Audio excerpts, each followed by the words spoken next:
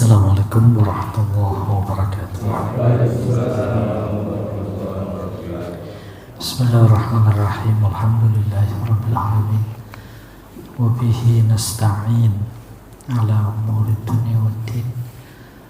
Wassalatu wassalamu ala asyrafil anbiya'i wal mursalin wa ala alihi wa ashabihi wattabi'ina lahum wa tabi'ina lahum bi ihsanin ila yaumiddin.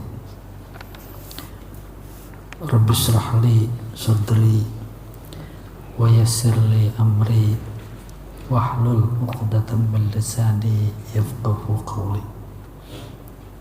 Jemaah subuh yang dimuliakan Allah, catatan ingatan kita surat Al-Qadar. Sebelumnya kita menyelesaikan surat Al-Alaq. Untuk bersingkat waktu, baik kita mulai. A'udzubillahi minasyaitonirrajim. Bismillahirrahmanirrahim. Inna anzalnahu fi lailatul qadar. Sesungguhnya kami menurunkannya pada malam qadar. Qadar artinya ada 3 ya. Yang pertama kemuliaan. Jadi malam qadar, malam kemuliaan. Sejatinya kita memahami ketika kita menghidupkan malam qadar yang sudah populer di kalangan kita, kita sedang memuliakan malam itu. Karena kita memuliakan malam yang dimuliakan oleh Allah, kita ikut mulia. Yang nanti kayak apa bentuk kemuliaannya dijelaskan dalam ayat ini. Yang kedua, qadar artinya sempit. Malam qadar berarti malam yang sempit.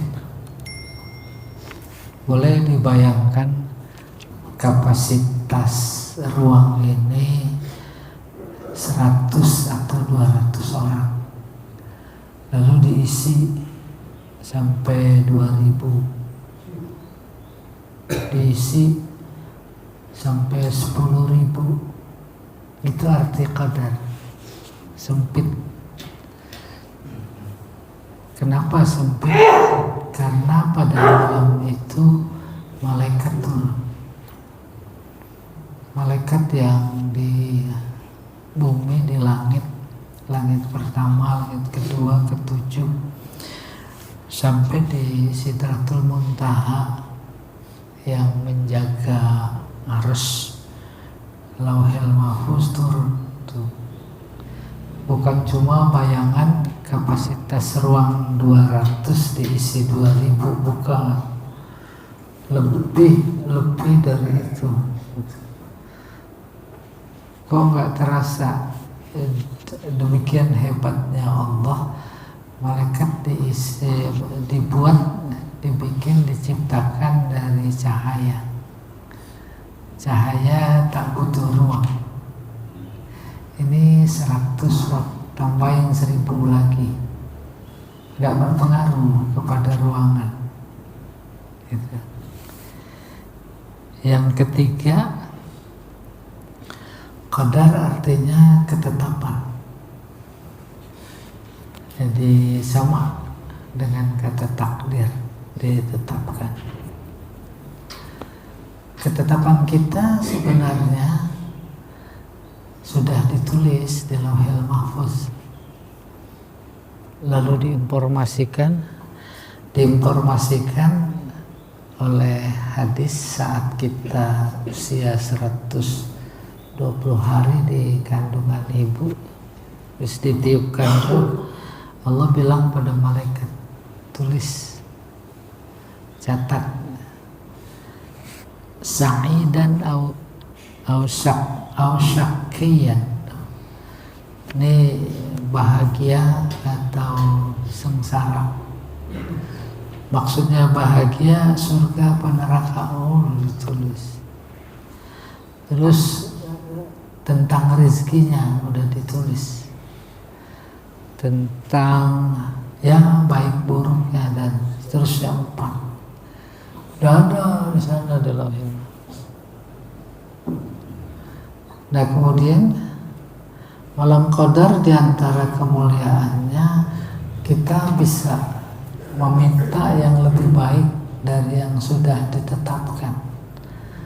Kalau baik, minta yang lebih baik. Kalau buruk, minta dijadikan baik. Itu dia malam qadar, malam ketetapan. Boleh jadi di zaman Nabi malam qadar ya masjid penuh dalam rangka menggapai takdir yang baik menjadi lebih baik, yang kurang baik menjadi baik, yang belum baik terus tambah baik. Dalam rangka menggapai itu isinya ibadah. Apa ibadah yang paling fundamental dalam konteks itu? Iktikaf.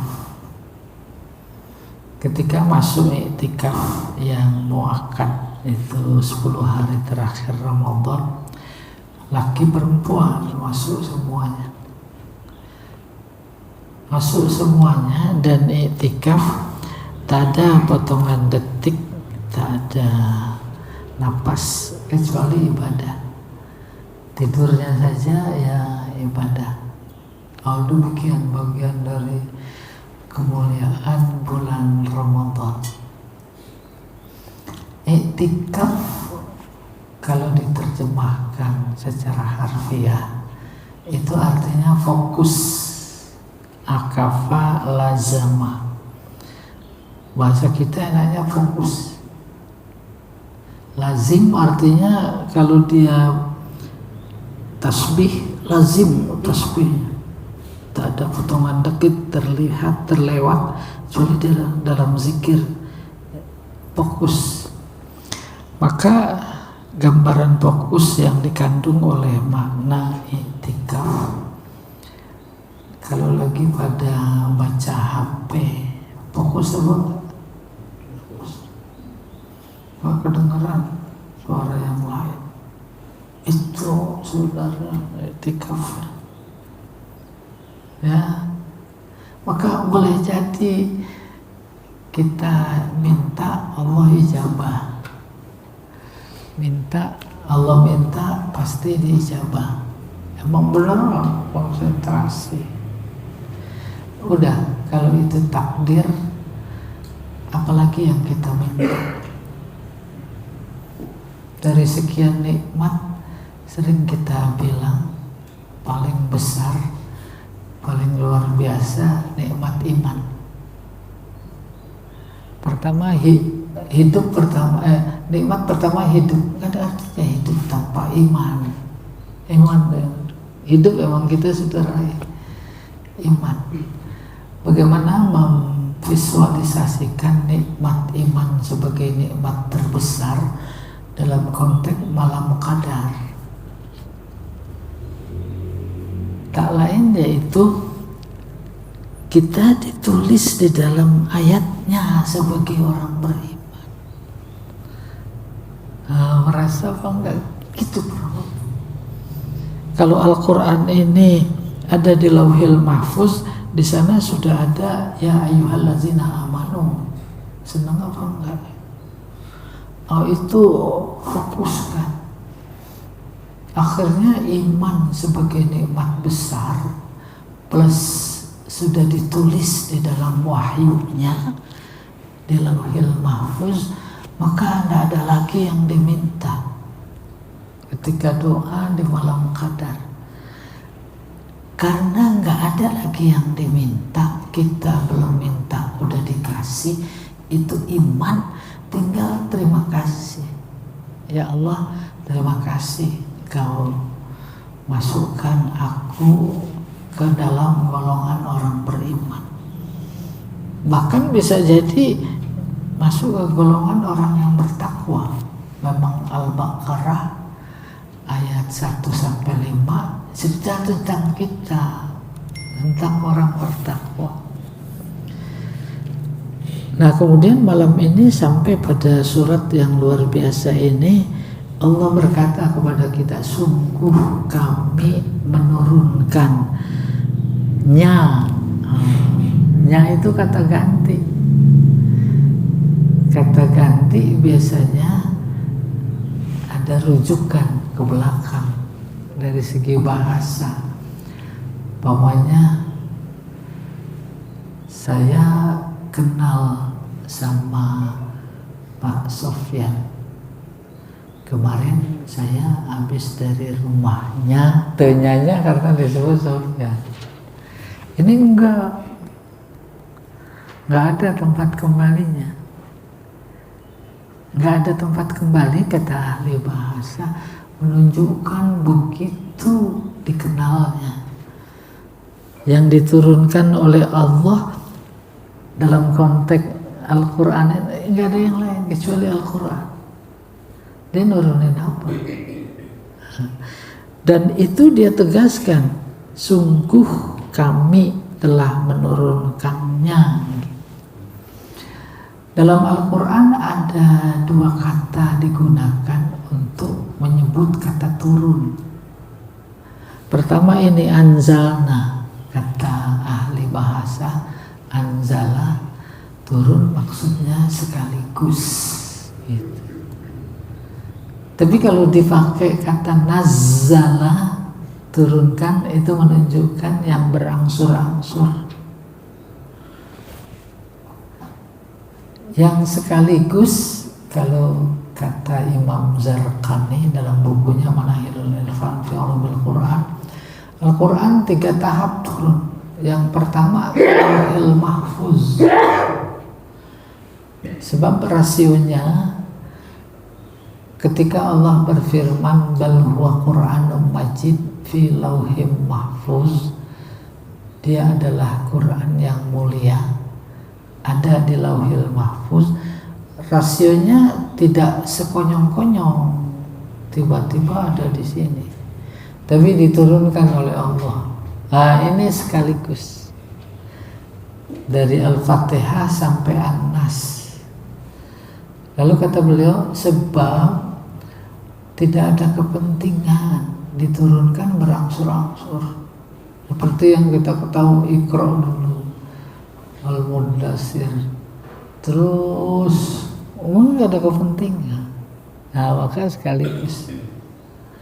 Yang kedua, dari Lauhil Mahfuz ke Baitul Izzah, sebuah tempat di langit dunia, diinformasikan oleh hadis yang cukup panjang. Ya, ini juga sekaligus tuh tahap kedua, sekaligus. Kenapa nggak langsung saja ke Nabi lewat Jibril, pakai ke Lauhil Mahfuz, pakai ke Baitul Izzah? Karena ada makhluk Allah di atas yang nanti dalam proses menurunkannya itu terlibat. Tuh.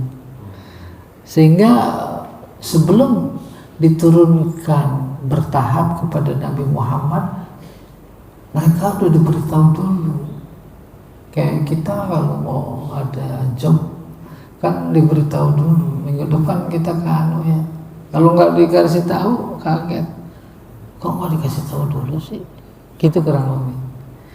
Oke, baru yang ketiga nih, dari Baitul Izzah melalui malaikat Jibril kepada Nabi, berangsur-angsur kurang lebih selama 23 tahun sekian bulan gitu.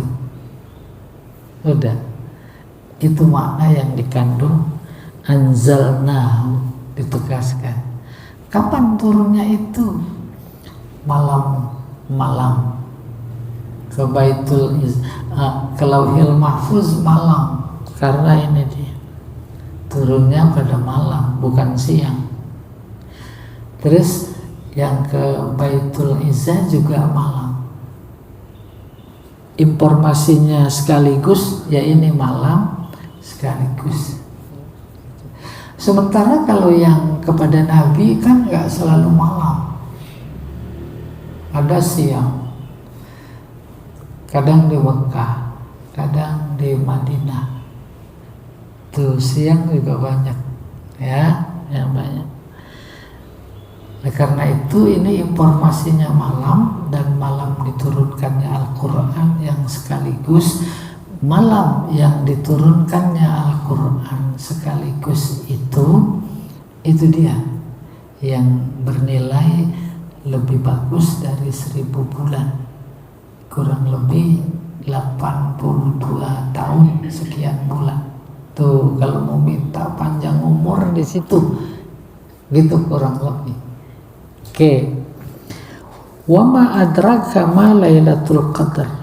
Tahu nggak kalian? Maksudnya si engkau Nabi Muhammad, tapi maknanya kita semua. Tahukah engkau apa itu malam qadar?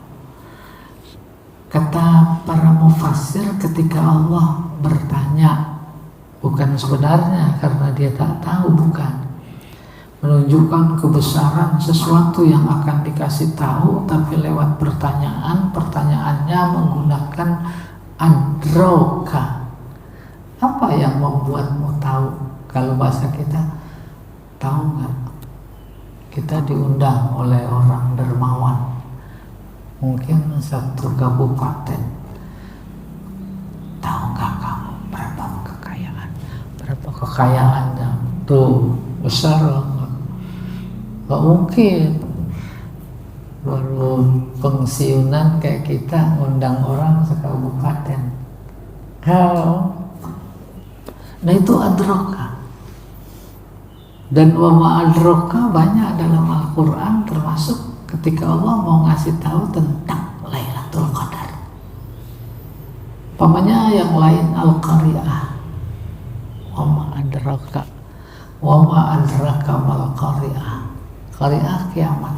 Tahu nggak kamu apa itu kiamat? Nih, wa ma adraka ma Lailatul Qadar. Tahukah kamu apa itu malam qadar? Kemuliaannya tahu nggak kayak apa? Dalam strata berpikir kita, tahu nggak kamu berapa kekayaannya? Luar biasa. Di dalam rumahnya ada bunker. Tuh dahsyat. Belum lagi yang di luar negeri, dahsyat banget. Tuh nggak seberapa dibanding makna besar Lailatul Qadar yang diungkap dengan pertanyaan wa ma adraka Lailatul. Baru dijawab, Lailatul Qadri khairun min alfi syahr. Jadi bukan aspek materi besar kecilnya. Materi dunia bersama isinya, setiap kita sholat sunat sebelum fajar, kita udah dikasih. Jangan lagi-lagi membayangkan ketika fadilah sholat qoblal fajri disampaikan bahwa kita diberi nilai pahala seperti dunia dan segala. Jangan sifatnya material. Tuh.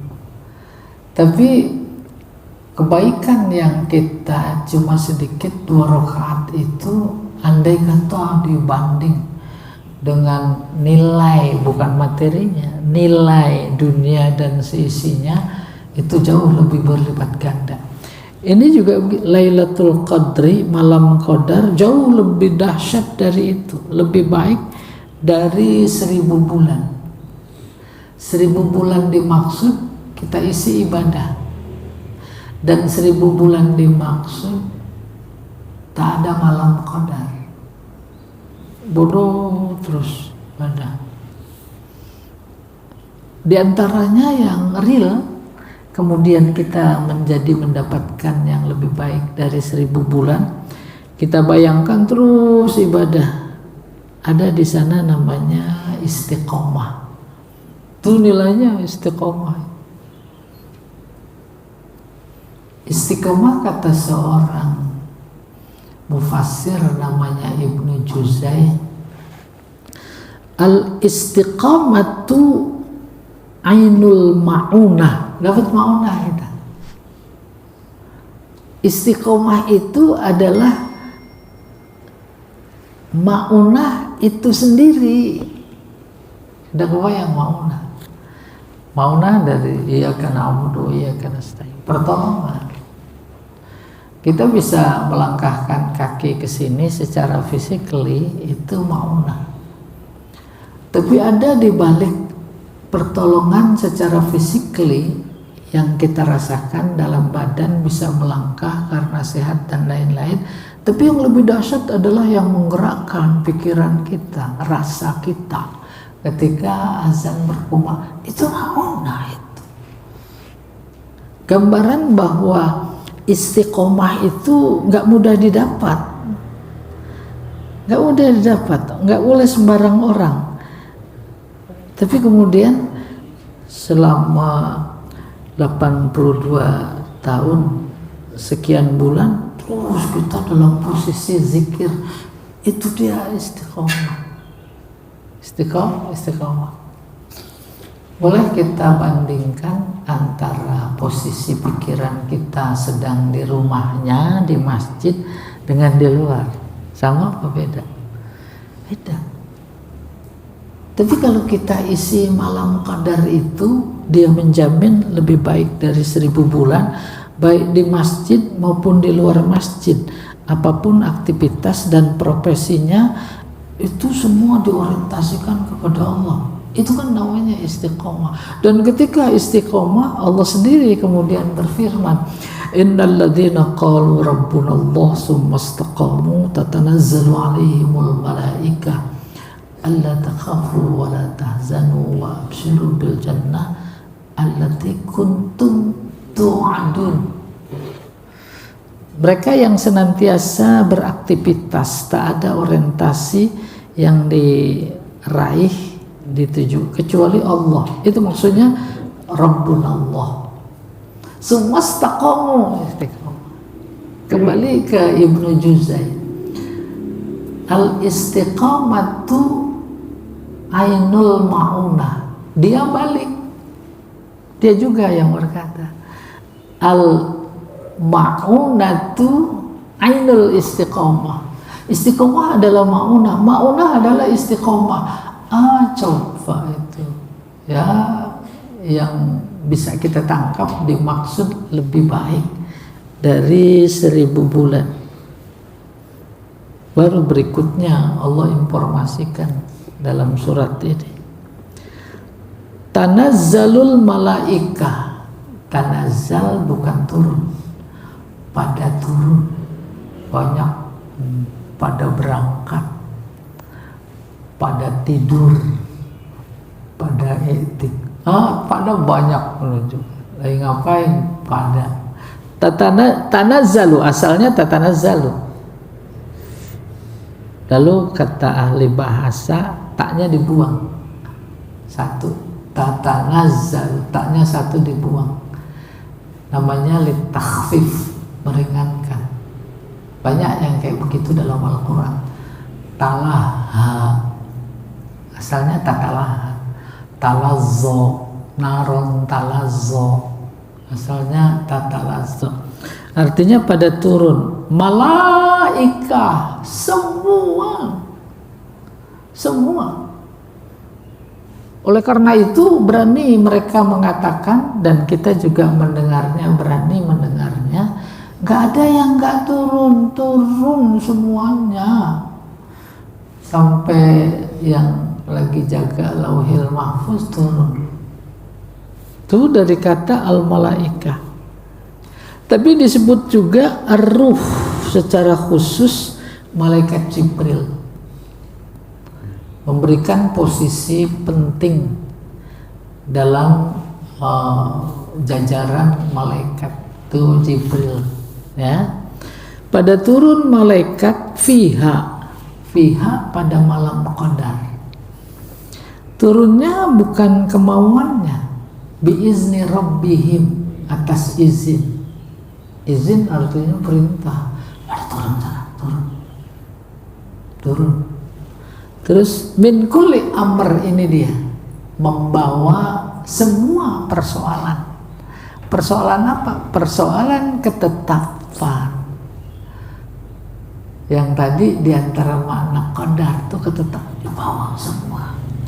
Dibawa ke semua, jangan juga dibayangkan secara physically dia bawa keranjang setiap pribadi. Artinya memberikan kesan terbuka. Tuh, persoalan apa yang akan kita ajukan pada malam qadar, kita mohonkan, dia siap mendengar. Udah siapin proposal dari sekarang untuk Ramadan akan datang. Pengen apa? Orang baik istiqomah nggak mungkin minta macam-macam. Oke, kembali. Pertanyaan menggelitik, kenapa malam qadar 1000 tahun lebih bagus? Lalu hubungannya dengan malaikat? Malaikat kok disuruh turun? Allah dalam tanda petik dendam terhadap, dendam positif ya, ingin membuktikan saat dia berkata inni ja'ilun fil ardi khalifah, malaikat bilang ataj'al fiha man yufsidu fiha wa yasfiku dima wa nahnu nusabbihu bihamdika wa nuqaddisu lak. Apa engkau akan menciptakan orang yang nanti berbuat kerusakan? Maka malaikat ini a'lamu ma la ta'lam, aku lebih tahu. Kan perlu pembuktian, lebih tahu. Sini turun dulu yang kamu bilang manusia akan berbuat kerusakan. Tuh lihat di masjid-masjid, mereka pada i'tikaf, mereka bertasbih menyucikanku, mereka baca Quran, mereka berzikir, mereka sholat, mereka berdoa, minta, nangis-nangis. Baru malaikat ya.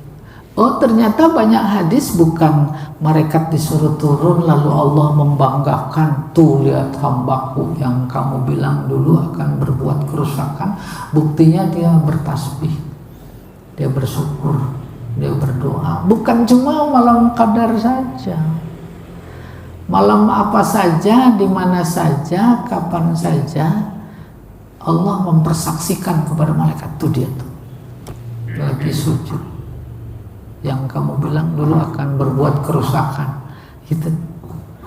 Bahkan secara khusus ketika para jamaah haji wukuf di Arafah, teriak Allah, malaikat tuh saksikan.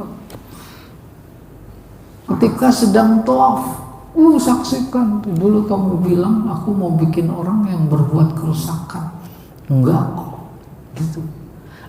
Untuk kepentingan itu lalu diinformasikan dalam ayat ini oleh Allah sendiri, kan menambah kekhusyuan ketika kita mengisi malam qadar. Dan kalau dikembangkan terus seperti tadi dikatakan bukan cuma malam qadar, sehingga dulu pernah disampaikan hadis di majelis taklim, emang malaikat turun. Inna lillahi ta'ala malaikah sayyarah. Allah punya malaikat-malaikat yang bertugas berkeliling di permukaan bumi. Ya bahasuna an majalisi zikri, satu redaksi an majalisil ilmi, mereka mencari tempat-tempat zikir. Fa idza wajadu nazalu, kalau dapat dia turun nimbrung di mana saja, kawan saja. Kalau kita berdoa, dia ikut mengaminkan. Selesai majelisnya, dia juga selesai naik ke atas. Di tengah-tengah ditanya sama Allah dari mana. Dia jawab dari Masjid An-Nas tuh. Di sana ada makhluk apa enggak? Ditanya. Ada, jawabnya. Ngapain dia? lagi ngantuk. Wah. Kayak gitu hadis itu. Ya. Terus mereka pada minta apa? Minta surgamu ya Allah. Emang mereka tahu ya surgaku? La ya Rabb. Enggak, belum pernah ngelihat.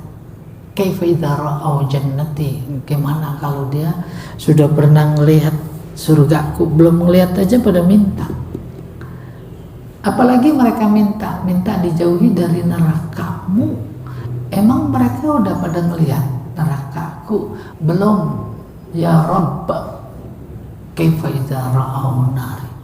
Bagaimana seandainya dia sudah pernah melihat nerakaku? Gitu. Kagum Allah membanggakan, maka dia senang. Kalau senang, dikasih salamun hiya, kedamaian. Salamun hiya, kedamaian itu diberi batas waktu sampai terbit fajar. Sadaqallahul azim wa sadaqa rasulun nabiyul habibul karim wa nahnu ala dzalika minasyahidin wasyakirin walhamdulillahi rabbil alamin. Ini catatannya malaikat pada turun min kulli amr. Min kulli amr hubungan dengan catatan diri kita di Lauhil Mahfuz. Gitu, wallahu a'lam bishawab. Silakan Ustaz.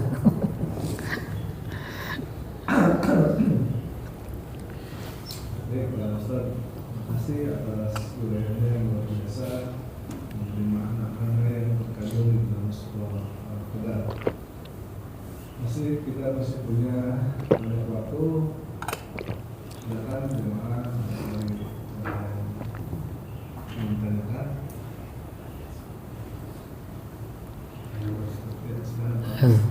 Silakan. Seandainya orang yang di ini melakukan tadi ibadah, mendapatkan yang malam itu ibadah, berarti dia bisa merevisi ketetapan yang sudah ditetapkan di Lauhul Mahfuz ya Pak, dengan amal-amal dia, dengan dia berdoa apa aja yang tadinya harusnya bisa digeser jadi itu pada malam itu bisa. Iya. Cuman kan memang kita nggak pernah tahu ya kapan gitu. Nah itu gimana? Bagus. Maka untuk menjawab saya bertanya lagi, mana lebih bagus, kita tahu ketetapan itu apa enggak tahu? Bahkan kalau dalam tafsir kajian terkait dengan yang ditanya tadi, itu masuk kategori rahasia Allah. Terkait rahasia Allah, namanya rahasia, nggak ada yang tahu. Bukan cuma rahasia, tapi dirahasiakan. Di balik kerahasiaan yang dia rahasiakan itu namanya hikmah. Itu namanya hikmah. Bukan terkait malam qadar nilainya, terkait waktunya. Kan kita malam 21 pada sok tahu gitu kurang lebih 23 gak ada yang tahu. Bagian dari rahasia Allah. Iya, karena itu rahasia terkait waktu, tak ditetapkan secara hakiki, justru manfaatnya mendorong orang untuk bersikap antisipasi lebih. Jadi ya para ulama yang dekat dengan malam qadar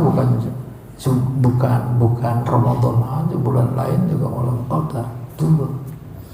Bukan tanggal ganjil 10 hari terakhir, sejak awal pertama juga gitu. Iya, bagi mereka apa maknanya? Oh iya, kita disuruh Ini mah untuk standar, ini untuk malam terakhir, bukan berarti salah. Standar kita, strata kita. Maka Nabi bersabda, "Faman taharraha falyataharraha fil asril awakhir min Ramadan." Itu standar kita. Standar umat. Siapa mau mencarinya, cari 10 terakhir Ramadan. Dari 10 itu yang ganjil, ada terdorong apa tidak? Maka itu namanya dalam bahasa, namanya lil ighra atau lil hasi ala sa'i wal jid, itu sungguh-sungguh. Mereka yang sudah mencapai lebih dari itu dalam tanda petik merasakan bukan cuma Ramadan, bukan Ramadan juga, bukan cuma akhir Ramadan, dari awal juga. Akhirnya akumulasinya disimpulkan ketika Allah memberi informasi potongan waktu yang Dia ciptakan. Ada yang Dia istimewakan, itu sebenarnya untuk menghormati semua waktu. Bagi Allah tidak ada bedanya antara Senin sama Jumat. Tapi yang diistimewakan Jumat.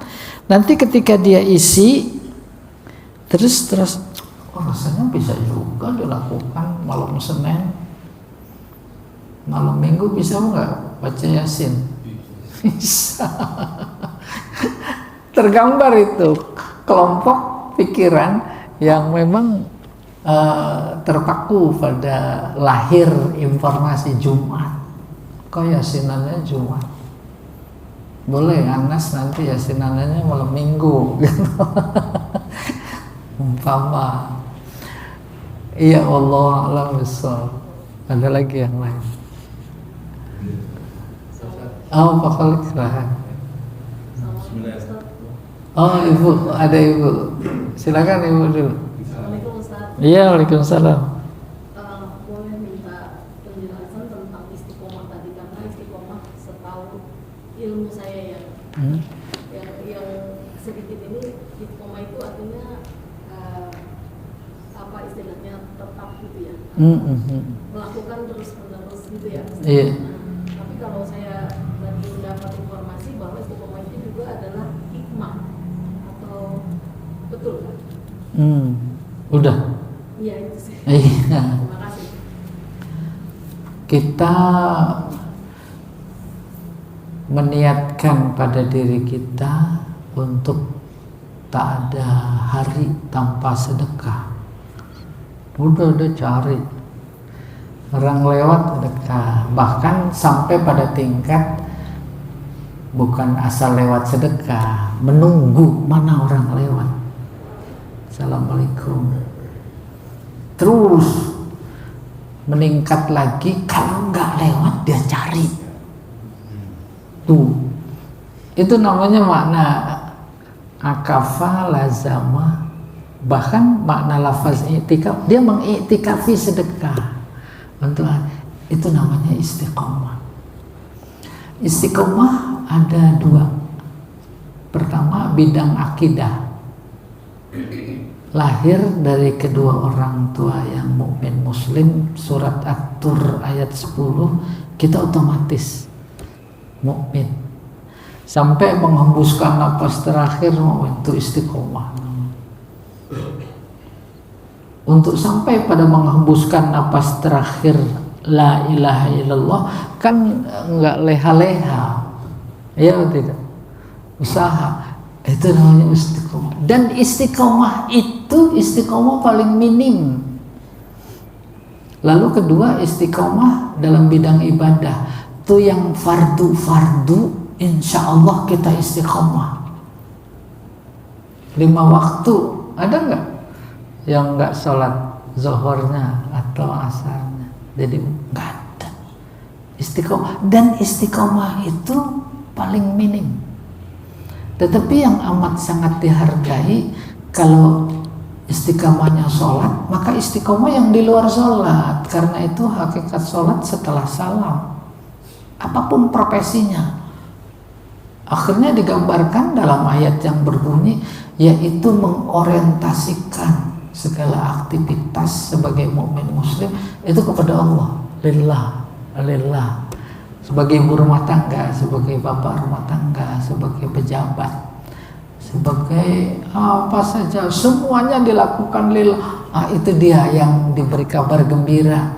Nanti ketika menghembuskan napas terakhir, Allah kirim malaikat, lalu dia bilang, la takhaf wa la tahzan wa abshiru bil jannah. Terus beberapa ayat berikutnya itu. Jadi demikian istiqomah, artinya continue. Ya, kalau hikmah lain lagi. Lewat kebiasaan istiqomah dia mendapatkan ketenangan, umpamanya itu dia ketenangan itu hikmah dari istiqomah. Kalau Allah bilang sholat mencegah perbuatan keji dan munkar, mencegah perbuatan keji dan munkar bagi pelaku sholat, itu adalah hikmah sholat. Itu hikmah. Ketika haus, minum, hilang rasa haus. Hilang rasa haus itu hikmah dari minum. Baru kemudian hikmah melahirkan ilmu. Oh iya benar, apa saja kapan saja kalau kita melakukan kehidupan ini sesuai dengan hukum Allah, maka disebut hikmah. Harus sesuai Allah alam besar. Ya Pak Khalid silahkan. Baik, terima kasih Pak Ustaz. Assalamualaikum warahmatullahi wabarakatuh. Dari literatur awal tadi mengenai Lailatul Qadar itu hampir mirip seperti malam nisfu Sya'ban. Pada malam nisfu Sya'ban kan juga sama, kita memohon 3 permohonan, tapi kalau malam baru mungkin lebih kompleks atau mungkin lebih banyak. Penjelasannya mengenai 2 malam ini Pak. Assalamualaikum warahmatullahi wabarakatuh. Nisfu Sya'ban diperdebatkan. Basicnya hadis dan hadisnya diperdebatkan. Tapi kalau malam Qadar nggak bisa. Dia teksnya Al-Quran. Tidak bermaksud mengecilkan yang satu, membesarkan yang lain. Tidak. Dalam konteks waktu, dari sekian waktu Allah pilih yang istimewa. Sama ciptaan dia juga. Nggak disebut Sya'ban, tapi disebut Qadar.